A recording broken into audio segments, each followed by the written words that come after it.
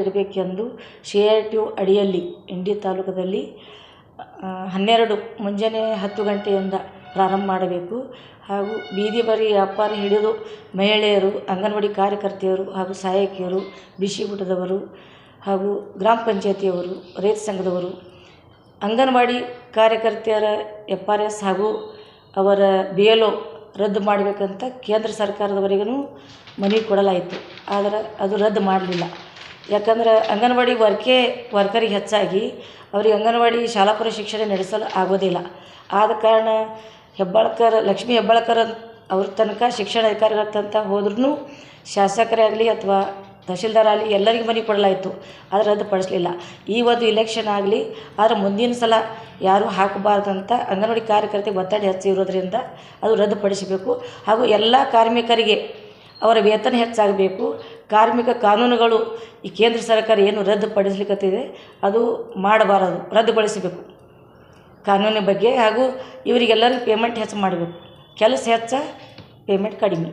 ಹೀಗಾಗಿ ಎಲ್ಲರಿಗೂ ಜಂಟಿ ಹೋರಾಟ ಕರೆಯಲಾಗಿದೆ. ಅದಕ್ಕೆಲ್ಲರೂ ಹಾಜರಾಗಿ ಈ ಸಂಘಟನೆಗೆ ನಮ್ಮ ಸಂಘಟನೆಗೆ ಹೆಚ್ಚು ಒತ್ತಡ ಕೊಟ್ಟು ಎಲ್ಲರೂ ಹಾಜರಾಗಿ ಯಶಸ್ವಿಗೊಳಿಸಬೇಕಂತ CITU ತಾಲೂಕಾಧ್ಯಕ್ಷ ಭಾರತಿ ವಾಲಿ ವಂದನೆಗಳು.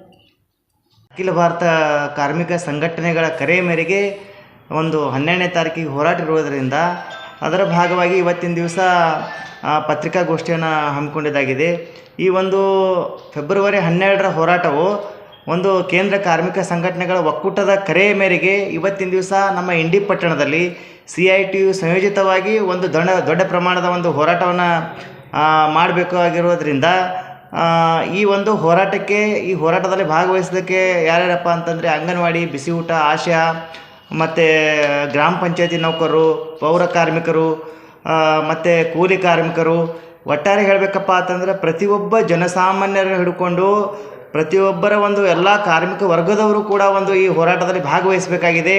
ಯಾಕಪ್ಪ ಅಂತಂದ್ರೆ ಇವತ್ತಿನ ದಿವಸ ಕೇಂದ್ರ ಸರ್ಕಾರ ಏನು ತನ್ನದೇ ಆದ ಒಂದು ಆಡಳಿತದ ಒಂದು ದರ್ಪದಲ್ಲಿ ಕೆಳವರ್ಗದ ಒಂದು ಕಾರ್ಮಿಕರನ್ನು ಮರೆಯುವಂಥ ವ್ಯವಸ್ಥೆ ಮಾಡ್ತಾ ಇದೆ. ಅದನ್ನು ಅವರು ತಾವು ನಡೆದದ್ದೇ ರಾಜಮಾರ್ಗ ಅನ್ನುವಂಥ ರೀತಿಯಲ್ಲಿ ಹೊರಟಿರೋದ್ರಿಂದ ಅದನ್ನು ವಿರೋಧಿಸಿ ಇವತ್ತಿನ ದಿವಸ ಸೆಂಟರ್ ಆಫ್ ಟ್ರೇಡ್ ಯೂನಿಯನ್ ಕರೆ ಕೊಟ್ಟಿದೆ ಮತ್ತು ಎಲ್ಲ ಕಾರ್ಮಿಕ ಸಂಘಟನೆಗಳ ಕರೆ ಕೂಡ ಇದೆ. ಈ ಒಂದು ಇಂಡಿ ಪಟ್ಟಣದಲ್ಲಿ ದೊಡ್ಡ ಪ್ರಮಾಣದಲ್ಲಿ ಇರೋದು CITU, ಅದರ ನೇತೃತ್ವದಲ್ಲಿಯೂ ಈ ಒಂದು ಹೋರಾಟ ಹಮ್ಮಿಕೊಂಡದ. ಈ ಒಂದು ಹೋರಾಟಕ್ಕೆ ದಯಮಾಡಿ ಎಲ್ಲ ಒಂದು ಸ್ವಯಂ ಘೋಷಿತವಾಗಿ ಒಂದು ಅಂಗಡಿ ಮುಂಗಟ್ಟುಗಳನ್ನು ಬಂದ್ ಮಾಡಿ ಒಂದು ಈ ಹೋರಾಟಕ್ಕೆ ಬೆಂಬಲ ಕೊಡಬೇಕು ಅಂತ ಈ ಒಂದು ಮಾಧ್ಯಮದ ಮುಖಾಂತರ ನಾನು ಎಲ್ಲರಲ್ಲಿ ಕೇಳ್ಕೊತೀನಿ. ಅಶ್ವಿನಿ ತಳವಾರ, ಚಡ್ಚಂಡ್ ತಾಲೂಕು ಅಂಗನವಾಡಿ ನೌಕರ ಸಂಘದ ತಾಲೂಕು ಅಧ್ಯಕ್ಷ. ಅಖಿಲ ಭಾರತ ಸಾರ್ವತ್ರಿಕ ಮುಷ್ಕರದ ಅಂಗವಾಗಿ ಇಡೀ ದೇಶದಲ್ಲಿ ನಡೀತಾ ಇರತಕ್ಕಂಥ ಈ ಒಂದು ಕಾರ್ಮಿಕ ಮತ್ತು ರೈತ ಪರ ಎಲ್ಲ ಸಂಘಟನೆಗಳ ಹೋರಾಟವನ್ನು ನಾವು ಕೂಡ ಇಂಡಿ ತಾಲೂಕಲ್ಲಿ ಇಂಡಿ ಮತ್ತು ಚಡ್ಚಣ್ ಎರಡೂ ತಾಲೂಕುಗಳನ್ನು ಸೇರಿಕೊಂಡು ಬೃಹತ್ ಪ್ರಮಾಣದಲ್ಲಿ ಇಂಡಿಯಲ್ಲಿ ಕೇಂದ್ರ ಸರ್ಕಾರಕ್ಕೆ ಎಚ್ಚರಿಕೆ ಮುಟ್ಟುವವರೆಗೂ ಕೂಡ ಈ ಒಂದು ಹೋರಾಟವನ್ನು ಯಶಸ್ವಿಗೊಳಿಸಬೇಕು ಅಂಥೇಳಿ ನಾವು ಒಂದು ವಾರಗಳಿಂದ ಶ್ರಮಪಟ್ಟು ಈ ಒಂದೆಲ್ಲ ಸಂಘಟನೆಯನ್ನು ಇವತ್ತೆಲ್ಲ ಸಂಘಟನೆದಾರರನ್ನು ಕರೆಸಿ ಅವರೆಲ್ಲರಿಗೂ ಕೂಡ ಮನವಿಯನ್ನು ಮಾಡಿಕೊಂಡಿದ್ದೇವೆ. ನೀವು ಕೂಡ ಎಲ್ಲರೂ ಬಂದು ಭಾಗವಹಿಸಬೇಕು. ಮತ್ತು ಇವರು ಕೇಂದ್ರ ಸರ್ಕಾರ ಏನು ಕಾರ್ಮಿಕ ವಿರೋಧ ಕಾನೂನುಗಳನ್ನು ತರ್ತಾ ಇದೆ. ಕಾರ್ಮಿಕ ವಿರೋಧ ಕಾನೂನುಗಳು ಅಂದರೆ 21 ಕಾನೂನುಗಳಿದ್ದವ್ರಿಗೆ ಮಾನದಂಡಗಳು. ಆ 21 ಕಾನೂನುಗಳನ್ನೆಲ್ಲ ರದ್ದುಗೊಳಿಸಿ 4 ಕೋಡ್ಗಳನ್ನು ತರ್ತಾ ಇದ್ದಾರೆ. ಅಂದರೆ ಕಾರ್ಮಿಕರು ಒಗ್ಗಟ್ಟಾಗಬಾರ್ದು, ಸಂಘಟಿತರಾಗಬಾರ್ದು ಮತ್ತು ಕಾರ್ಮಿಕರು ಹೋರಾಟ ಮಾಡಬೇಕು ಅನ್ನೋದಾದ್ರೆ 60 ದಿನಗಳ ಮುಂಚಿತವಾಗಿಯೇ ಒಂದು ಇವತ್ತು ಅರ್ಜಿ ಕೊಟ್ಟ ಮೇಲೆ 60 ದಿನಗಳು ಅವರು ಹೋರಾಟ ಮಾಡುವಂಗಿಲ್ಲ. ಇಂಥ ಹಲವಾರು ಕಾರ್ಮಿಕ ವಿರೋಧ ಕಾನೂನುಗಳನ್ನು ತರ್ತಾ ಇದ್ದಾರೆ. ಮತ್ತು ಕೆಲಸ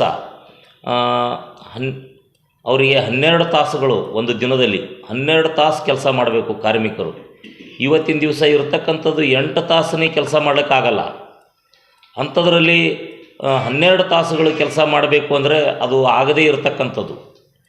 ಮತ್ತು ಹೆಣ್ಮಕ್ಳಿಗೆ, ಮಹಿಳೆಯರಿಗೆ ಅವರಿಗೆ ರಾತ್ರಿ ಪಾಳಿನೂ ಮಾಡಬೇಕು, ಹಗಲು ಪಾಳಿನೂ ಮಾಡಬೇಕು, ಅದರಲ್ಲಿ ಯಾವ ವ್ಯತ್ಯಾಸವೂ ಇಲ್ಲದಂಥ ಕಾನೂನುಗಳನ್ನು ತರ್ತಾ ಇದ್ದಾರೆ. ಅವರಿಗೆ ಮೊದಲು ಹಗಲು ಮಾತ್ರ ಮಾಡಬೇಕು, ಕೆಲಸ ಮಾಡಬೇಕು, ರಾತ್ರಿ ಅವರಿಗೆ ಡ್ಯೂಟಿ ಹಾಕೋಂಗಿಲ್ಲ ಅಂತಿತ್ತು. ಈಗ ಅದನ್ನು ತೆಗೆದು ರಾತ್ರಿ ಮತ್ತು ಹಗಲು ಕೂಡ ಅವರು ಕಾರ್ಮಿಕರಾಗಿ ಕೆಲಸ ಮಾಡಬೇಕು, ಇಂಥ ಕಾನೂನುಗಳನ್ನು ತರಬಾರದು ಅನ್ನತಕ್ಕಂಥದ್ದು ಇದು ಅಖಿಲ ಭಾರತ ಸಾರ್ವತ್ರಿಕ ಮುಷ್ಕರವನ್ನು ಹಮ್ಮಿಕೊಳ್ಳಲಾಗಿದೆ. ಅದರ ಭಾಗವಾಗಿ ನಾವು ಕೂಡ ಇಂಡಿಯಲ್ಲಿ ಎಲ್ಲ ಈ ಚಡ್ಚನ್ ತಾಲೂಕು ಮತ್ತು ಇಂಡಿ ತಾಲೂಕು ಎರಡೂ ಒಟ್ಟಾಗಿಯೇ ಎಲ್ಲ ಅಂಗನವಾಡಿ, ಬಿಸಿ ಊಟ, ಗ್ರಾಮ ಪಂಚಾಯಿತಿ ಮತ್ತು ಹೊರಗುತ್ತಿಗೆ ನೌಕರರು, ಒಳಗುತ್ತಿಗೆ ನೌಕರರು ಮತ್ತು ರೈತರು, ಎಲ್ಲ ರೈತ ಪರ ಸಂಘಟನೆಗಳು ಒಂದಾಗಿ ಕೇಂದ್ರ ಸರ್ಕಾರಕ್ಕೆ ಎಚ್ಚರಿಕೆಯನ್ನು ಇದನ್ನು ಇವತ್ತಿನ ದಿವಸ ನಾವು ಇಲ್ಲಿ ಇಂಡಿಯಲ್ಲಿ ಈ ಒಂದು ಪತ್ರಿಕೆ ಹೇಳಿಕೆ ಮತ್ತು ಪ್ರೆಸ್ ಮೀಟಿಂಗನ್ನು ಇಲ್ಲಿ ಮಾಡ್ತಾಯಿದ್ದೇವೆ. ಇದನ್ನು ಕೇಂದ್ರ ಸರ್ಕಾರಕ್ಕೆ ಮುಟ್ಟುವರೆಗೂ ಕೂಡ ನಾವು ಬಿಡಲ್ಲ. ಇಡೀ ದೇಶದಲ್ಲಿ ಇದು ಒಂದು ಉಗ್ರ ಸ್ವರೂಪವಾದಂಥ ಹೋರಾಟ ಆಗ್ತಾಯಿದೆ. ಅದೇ ರೀತಿಯಾಗಿ ಕೇಂದ್ರ ಸರ್ಕಾರದಿಂದ ಯಾವುದೇ ರೈತರಿಗೆ ಈ ನಿನ್ನೆ ನಡೆದಂಥ ಬಜೆಟ್ನಲ್ಲಿ ಯಾವುದೇ ರೈತರಿಗೆ ಅನುಕೂಲವಾದಂಥ ಬಜೆಟ್ ಆಗಿಲ್ಲ. ಅದು ನಾವು ರೈತ ಪರವಾಗಿ ಮತ್ತು ಕಾರ್ಮಿಕ ಪರವಾಗಿ ಖಂಡಿಸ್ತಾ ಇದ್ದೇವೆ ಆ ಬಜೆಟನ್ನು ಅಂತಕ್ಕಂಥ ಮಾತನ್ನು ಈ ಸಂದರ್ಭದಲ್ಲಿ ಹೇಳಕ್ಕೆ ಬಯಸ್ತೀನಿ. ಅದೇ ರೀತಿಯಾಗಿ ರೈತರು ಬೆಳೆದಂಥ ಬೆಳೆಗೆ ಯಾವುದೇ ಬೆಂಬಲ ಬೆಲೆ ಘೋಷಣೆ ಮಾಡಿಲ್ಲ. ಕೇಂದ್ರ ಸರ್ಕಾರ ಚುನಾವಣೆಗಿಂತ ಮುಂಚೆನೇ ಪ್ರಣಾಳಿಕೆಯಲ್ಲಿ ಸ್ವಾಮಿನಾಥನ್ ಆಯೋಗನ ನಾವು ಜಾರಿ ಮಾಡ್ತೇವೆ, ರೈತರಿಗೆ ದುಪ್ಪಟ್ಟದ ಬೆಲೆಯನ್ನು ಕೊಡಿಸ್ತೇವೆ ಮತ್ತು ಅವರಿಗೆ ಬೇಕಾದಂಥ ಸವಲತ್ತುಗಳನ್ನೆಲ್ಲ ಕೊಡ್ತೇವೆ, ಸಾಲಗಳ ಮನ್ನಾ ಮಾಡ್ತೇವೆ ಅಂಥೇಳಿ ಒಂದು ಪ್ರಣಾಳಿಕೆಯಲ್ಲಿ ಹೇಳಿದಂಥದ್ದು ಇವತ್ತಿನ ದಿವಸ ಯಾವುದೇ ಸಾಲ ಮನ್ನಾ ಇಲ್ಲ.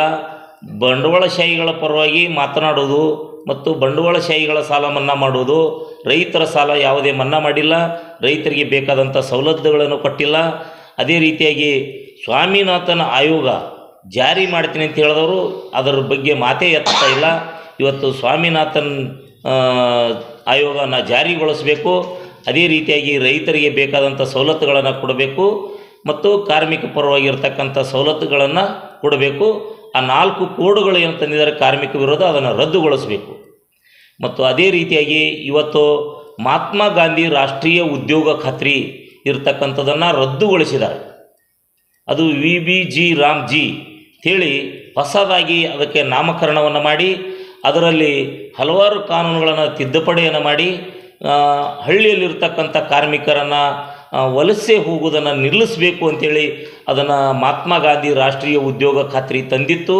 ಅದನ್ನು ಇವತ್ತಿನ ದಿವಸ ಅವರು ಪೂರ್ತಿಯಾಗಿ ಅದನ್ನು ರದ್ದುಗೊಳಿಸಿ ಅದರ ಹೆಸರನ್ನು ಬೇರೆ ನಾಮಕರಣ ಮಾಡಿ ಅದರಲ್ಲಿ ಇರ್ತಕ್ಕಂಥ ಕಾನೂನುಗಳನ್ನೆಲ್ಲ ತಿದ್ದುಪಡಿ ಮಾಡಿ ನಾವು ಎಲ್ಲಿ ಕೆಲಸ ಹೇಳ್ತೇವೋ ಅಲ್ಲಿ ಮಾತ್ರ ಕೆಲಸ ಮಾಡಬೇಕು, ನೀವು ಹೇಳಿದಲ್ಲೆಲ್ಲ ಕೆಲಸ ಕೊಡಲಿಕ್ಕಾಗಲ್ಲ ಅಂತಕ್ಕಂಥ ಕಾನೂನು ಅದರಲ್ಲಿದೆ. ಅದೇ ರೀತಿಯಾಗಿ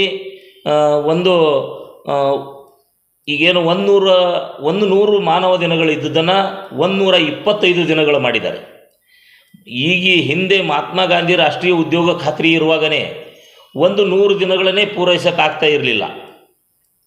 ಇನ್ನು ಅದನ್ನು ಸುಮ್ಮನೆ ಕಾಟಾಚಾರಕ್ಕೆ ಜನರನ್ನ ಅದನ್ನು ಏನೋ ನಾವು 125 ದಿನಗಳು ಮಾಡಿದೆವು ಅಂತೇಳಿ ಹೇಳ್ಕೊಳ್ಳಿಕ್ಕೆ ಮಾತ್ರ ಅದನ್ನು 125 ದಿನಗಳು ಮಾಡಿದ್ದಾರೆ.